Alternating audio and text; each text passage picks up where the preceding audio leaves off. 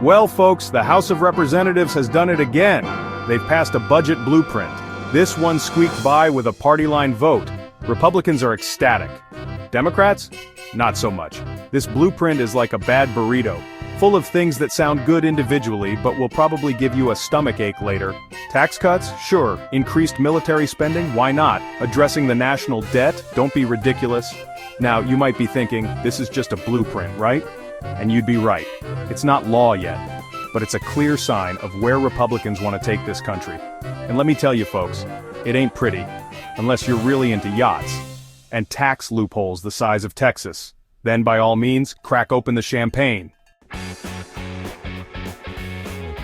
So, what happens next in this fiscal foxtrot? The blueprint waltzes over to the Senate. The Republicans are hoping to use a sneaky little maneuver called reconciliation. It's like a legislative back alley where they can pass bills with a simple majority. No need to bother with those pesky Democrats, but hold your horses, folks. The Senate is a fickle beast.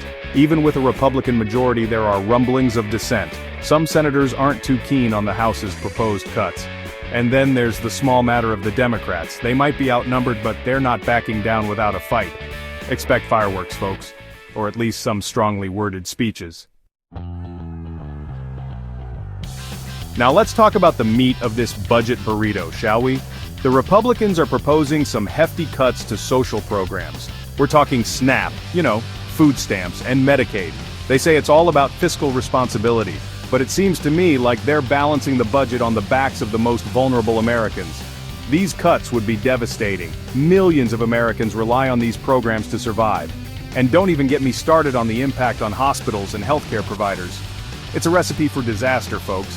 And not the kind with a fun name like dump cake or slutty brownies. Let's talk about stimulus checks. Many Americans are wondering if there will be another round of stimulus payments.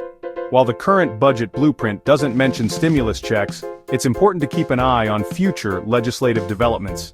The economic impact of the pandemic is still being felt, and additional financial support could be on the horizon.